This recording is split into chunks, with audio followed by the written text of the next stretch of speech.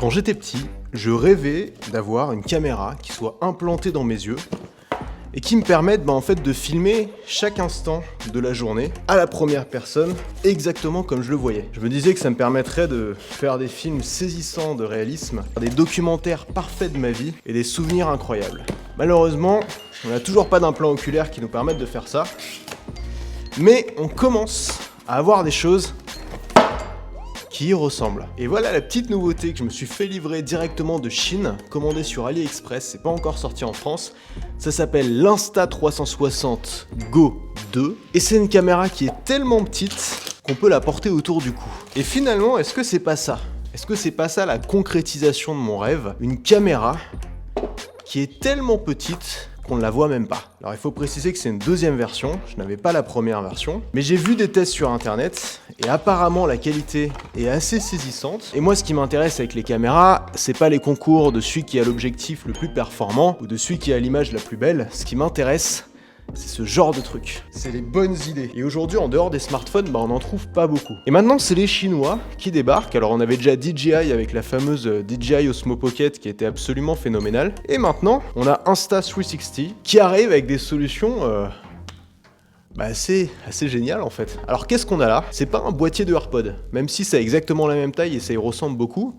C'est un boîtier pour recharger la caméra. Donc ça fait aussi petite télécommande pour la caméra. Et ça fait même, et c'est là que tu te dis que les mecs ils ont quand même le sens de l'astuce, ça fait petit trépied. Petit trépied repassera sur la stabilité. On a quand même quelque chose d'assez génial étant donné que c'est pas un gadget. Parce que des petites caméras espions, c'est pas nouveau, ça existe depuis longtemps. Mais ça c'est pas une caméra espion. Ça se rapproche plus d'une GoPro finalement. C'est une petite caméra d'action qui est entièrement waterproof et dont la qualité est vraiment pas mal. Alors ils utilisent le système d'aimant. Alors, moi j'adore les systèmes d'aimant, je pense que c'est très astucieux.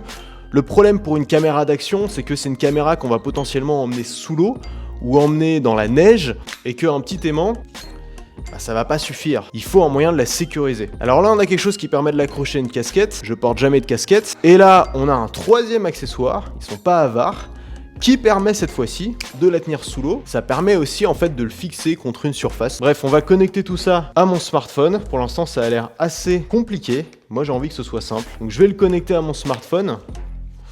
Et je vais voir ce que je peux faire avec. Bon, c'est bon, après de longues minutes de galère, j'ai réussi à me connecter dans l'app. Le mieux, c'est qu'on aille la tester en extérieur, parce que moi, la seule chose qui m'intéresse avec cette caméra, c'est est-ce que je peux l'utiliser comme caméra pour voir à la première personne, exactement comme si j'avais une caméra dans mes yeux. Alors j'ai un problème, c'est que pour l'instant, j'arrive pas à allumer la caméra. Je sais pas où est-ce qu'il faut appuyer, donc je la lance depuis mon téléphone, mais c'est pas super pratique parce qu'il faut la réappairer à chaque fois.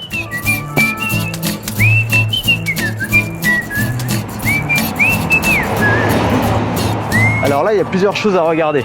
La première chose, c'est évidemment la qualité de l'image. La deuxième chose, c'est la qualité de la stabilisation. Parce que là, je suis en train de marcher, la caméra est pas mal secouée, donc ce serait intéressant de voir si ça stabilise bien ou pas. Et la troisième chose, c'est le son, la qualité du micro.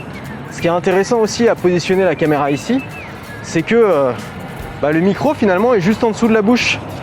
Donc en fait, il y a vraiment possibilité de se balader avec la caméra en faisant des commentaires. Alors évidemment, on a l'air un peu bête à parler tout seul dans la rue. Là, je la porte autour du cou, je la sens à peine. Et ça nécessite pas, comme sur une GoPro, en espèce de baudrier, ça nécessite un simple collier. Et elle est là la vraie révolution. C'est qu'en fait, avec un simple collier qu'on peut mettre autour du cou en une seconde, on peut se retrouver avec une caméra qui filme à la première personne, comme si c'était nos yeux qui filmaient directement. Alors ce qui est intéressant aussi, c'est que comme elle est aimantée, on peut la prendre comme ça, et la retourner vers soi. Ça demande aucun effort en fait.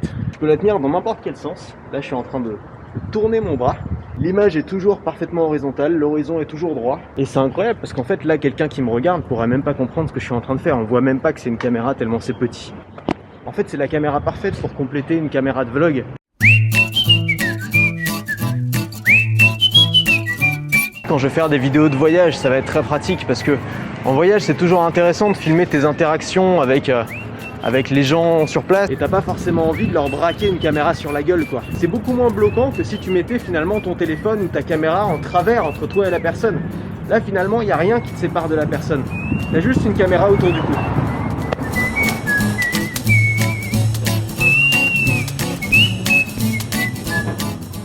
Alors une autre fonction qui est intéressante, c'est ce petit sticker dans lequel vient se glisser la caméra, qui permet en fait d'être collé et recollé sur n'importe quelle surface vitrée. Et comme la caméra est très légère, ça tient très bien. Ensuite, on peut mettre la caméra un peu dans le sens qu'on veut, un peu comme une caméra de surveillance finalement. Et ça, je pense que ça va être génial, notamment pour le mettre sur une vitre de chambre d'hôtel, pour le mettre sur un pare-brise de voiture, pour l'accrocher sur n'importe quelle surface plane.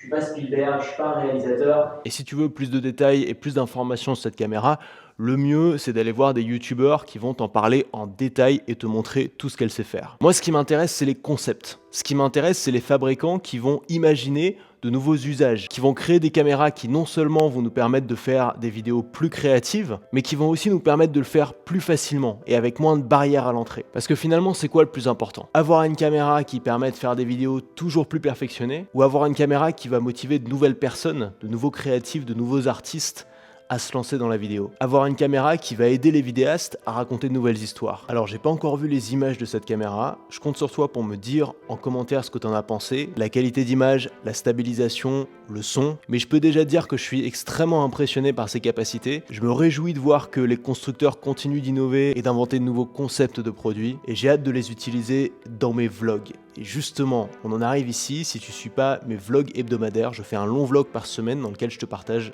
les coulisses de mon travail, comment est-ce que je fais tourner une entreprise qui me permet de gagner ma vie sur le web en partageant ma passion depuis maintenant plus de 5 ans. Je te partage aussi mes interrogations, mes missions, mes échecs, mes voyages. Et si tu veux les recevoir, pense simplement à t'abonner à la chaîne. Nous, on se retrouve dans le prochain. J'espère que ça t'a plu. À la prochaine. Pour être honnête avec toi, j'aurais aimé adorer cette caméra. Elle a plusieurs problèmes pour moi. D'abord, elle est compliquée à utiliser. Ils te mettent un putain de logo en bas alors qu'ils savent très bien que tout le monde va le jarter et que personne n'a envie de le voir. Exporter les fichiers sur un ordinateur Mac en USB-C, j'ai essayé, c'est juste impossible. Donc il faut passer par l'appli, ça prend 3 plombes. Donc c'est dommage parce que c'est une excellente idée qui pourrait faire gagner beaucoup de temps aux créatifs, mais qui malgré tout leur met des bâtons dans les roues. Si vous voulez faire des produits grand public, faites des produits simples.